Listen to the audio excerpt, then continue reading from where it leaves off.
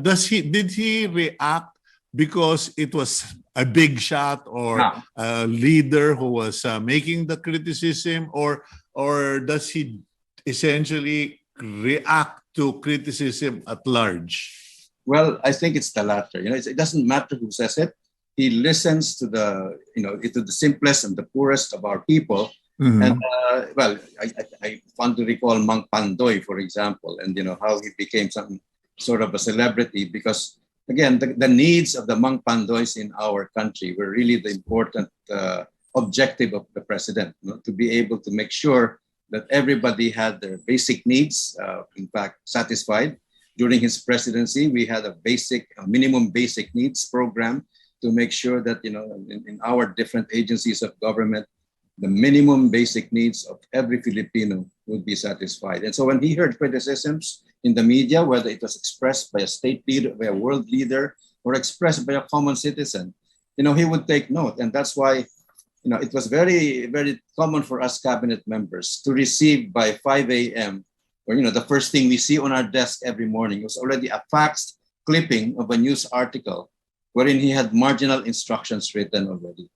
And in fact, I think 99%, 95% of us cabinet members must have received 5 a.m. telephone calls from him, usually in reaction to a newspaper item he had read starting at 4 a.m. So this is because he was very sensitive to different kinds of criticisms. And, whatever is written in the media, whoever it's coming from, he would want to act on it right away. Or if necessary, to explain it publicly right away. Yung sensitivity niya to the public welfare was really legendary.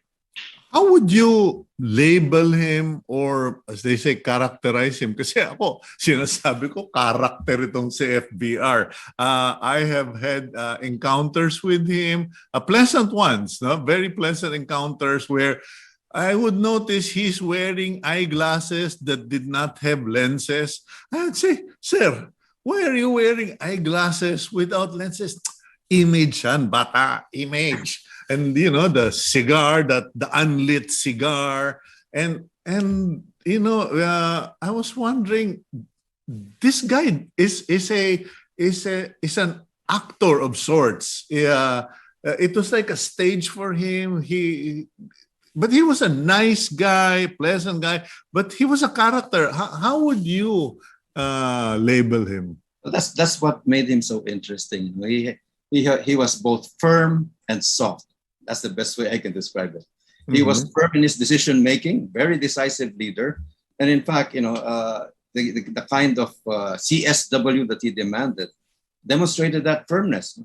But at the same time, he had a very soft side to it. First of all, he had a wonderful sense of humor, and sometimes when he exercised his sense of humor in foreign countries, for example, I remember an instance where you may remember how he was fond of pretending to throw out a prepared speech, and he would actually throw it with a flourish so that all the paper scattered. And when he did that for the first time in China during the Boao Forum that he was part of the organizers of, our Chinese hosts were put off balance. They thought he was genuinely angry because he threw into wind his script for his speech. But that was a very common joke of his, because he would say, "Oh, this speech prepared by Secretary Habito, you can have it, but I'll just say what I want to say." But really, he had another copy on the podium that he was actually reading.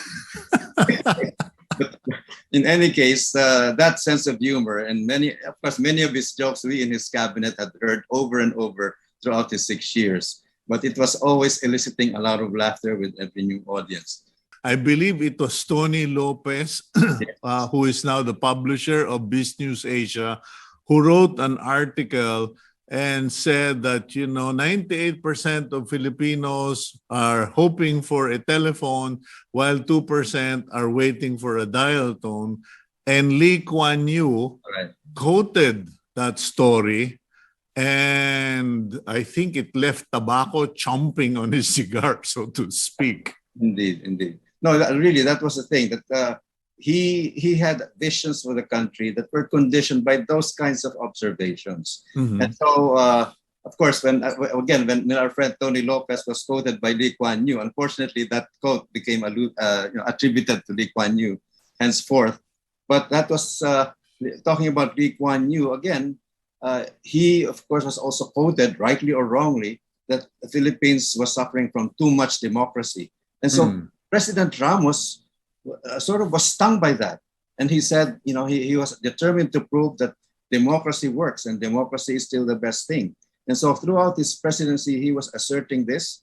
And remember, one of the things that he said was that democratization is really one of the important directions the country must go to.